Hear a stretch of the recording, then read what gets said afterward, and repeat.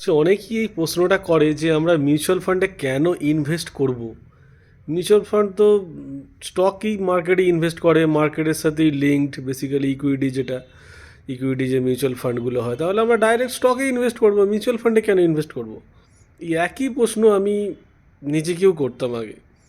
So basically আমরা যখন স্টকে ইনভেস্ট করি, স্টক তো আমাদের হাতে, আমরা যখন খুশি কিনি, যখন খুশি বেচি। সো মার্কেট যখন ভোলাটাইল হয়, যখন মার্কেট এক সময় একই দিকে উঠছে বা সব সময় গেন করছে, বুল মার্কেট বা বুল রান যেটা সেটা চলছে, তখন খুব ভালো, টাকা বাড়ছে, কোনো সমস্যা নেই। কিন্তু যখন বিয়ার মার্কেট হয় বা কোনো নিউজ বেসড মার্কেট হঠাৎ ফল করলো, মার্কেটে কারেকশন এলো, তখন আমরা কি হয়, সাইকোলজিক্যালি আমরা ইমোশনাল হয়ে যাই, আমরা ভয় পাই, আমরা তখন স্টক মার্কেট থেকে বেরিয়ে যাই বা স্টকগুলো আমরা বেচে দিই বা প্রফিট বুকিং করি বা কখনো কখনো লস বুক করি। এতে কি হয়, এতে আমাদের টাকা খরচ হয়, মানে জিএসটি, টিডিএস, ব্রোকারেজ চার্জেস, এসব প্রচুর টাকা খরচ হয়ে যায়, প্রফিট কেটে যায়, প্রফিট কম হয়। অনেক সময় আমরা মার্কেটকে টাইম করার চেষ্টা করি, তাতে আমাদের লাভ হয় না, আমরা আবার সামান্য লাভ নিয়ে মার্কেট থেকে বেরিয়ে যাই। মিউচুয়াল ফান্ডে কী হয়, একজন ফান্ড ম্যানেজার এটাকে ম্যানেজ করে, সে যথেষ্ট নলেজেবল, রিসার্চ করে, তার জ্ঞান আমাদের থেকে অনেক বেশি। তার কারণ আমরা স্টক মার্কেটে ইনভেস্ট করলেও আমরা তো সবাই অন্য অন্য কাজ করি, আমরা এই মার্কেটে এক্সপার্ট নয়।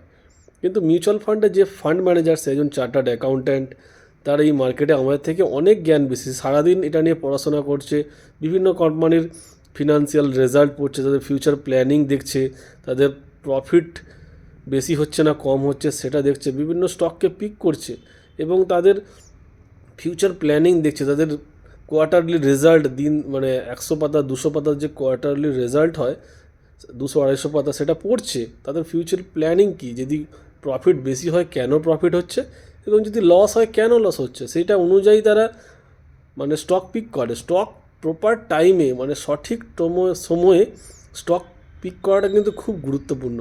এবং মিউচুয়াল ফান্ডের ফান্ড ম্যানেজাররা এই কাজটি বেসিক্যালি করেন। তারা কি করেন, আমাদের সাথে টাকাটা নেন, টাকাটা নিয়ে এক জায়গায় জমা করেন এবং পারফেক্ট টাইমে পারফেক্ট স্টককে তারা পিক করেন।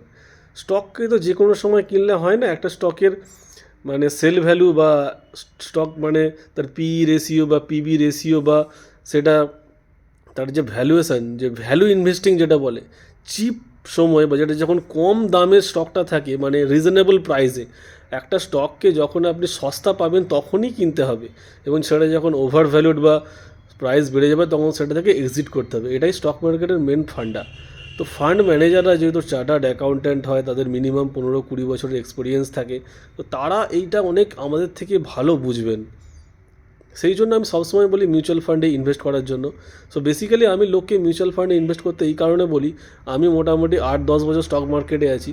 তো স্টক থেকে আমি বিশেষ কিছু লাভ করতে পারিনি, করেছি খুব সামান্যই, কিন্তু মিউচুয়াল ফান্ড থেকে আমার গেন অনেক বেশি। যেই টাকাটা আমি স্টক থেকে গেন করেছি, মিউচুয়াল ফান্ডে তার 10 গুণ আমার গেন হয়েছে। এবং সেটা ইকুইটি হতে পারে, ডেপ্ট হতে পারে বা লিকুইড ফান্ড হতে পারে, বিভিন্ন ধরনের মিউচুয়াল ফান্ড থেকে আমি এক্সিট করেছি। এবং আপনারা যদি ইন্ডেক্স ফান্ডে, মানে আপনার যদি মিউচুয়াল ফান্ড নিয়ে বেশি কিছু নলেজ বা জ্ঞান না থাকে, তাহলে আপনারা ইন্ডেক্স ফান্ড দিয়ে শুরু করতে পারেন। ইন্ডেক্স ফান্ড হচ্ছে নিফটি 50 বা সেন্সেক্সের ওপর ইকুইভ্যালেন্ট ওয়েটের সঙ্গে লিঙ্কড। এতে এক্সপেন্স রেশিও খুবই কম হয়, 0.2% বা 0.25%-এর বেশি হয় না। এটা আপনি কিনতে পারেন, এটা মার্কেট যখন বাড়বে আপনার ফান্ড এমনিই বাড়বে, তো রিস্ক কম। লার্জ ক্যাপে আপনি প্রথমে করুন, তো রিস্ক অনেক কম, এক্সপেন্স রেশিও অনেক কম। এটা আপনার তো চিন্তা করার দরকার নেই, আপনি দেখুন, আপনার টাকা অবশ্যই বাড়বে। এবং যেটা সবাই মানুষ ভয় পায়, মিউচুয়াল ফান্ডে ভয় পাওয়ার কিছু নেই। আপনি যে অ্যাকাউন্ট নাম্বারের সাথে মিউচুয়াল ফান্ডকে লিঙ্ক করবেন, মানে রিডিম করার সময় সেই অ্যাকাউন্টেই টাকা আপনার ঢুকবে, এবং এখানে কোনো ফ্রড বা 2 নম্বরই হওয়ার জায়গাই নেই। যেহেতু ওটা সেবি এটাকে চেক করে, এবং সেবি আমাদের যে এক্সচেঞ্জ বোর্ডের যে অথরিটি, ওনারা এটাকে রেগুলেট করেন, সবসময় দেখেন, এখানে ফ্রড হওয়ার কোনো জায়গাই নেই। তো আপনারা নির্দ্বিধায়, নিঃসন্দেহে, নির্ভাবনায় মিউচুয়াল ফান্ডে ইনভেস্ট করতে পারেন। অবশ্যই লং টার্মের কথা ভাবুন, মিনিমাম 1 বছর 2 বছরের কথা ভাবুন, দেখবেন অবশ্যই গেন হবে। ইন্ডিয়ার মতো ডেভেলপিং কান্ট্রিতে যদি আপনারা মানে ইকুইটি মার্কেটে গেন না পান, তাহলে তার কোনো দেশেই পাবেন না, তাই না? সো প্লিজ ডু ইনভেস্টিং, মানে মিউচুয়াল ফান্ডে অবশ্যই ইনভেস্ট করুন, নির্ভাবনায় করুন, অনেক ভালো, অনেক সেফ, এবং দেশের ইকোনমিক্যাল গ্রোথ এবং দেশের উন্নতির একজন অংশীদার হন। এটা আমি এই কথাটাই বলবো। ওকে, বাই।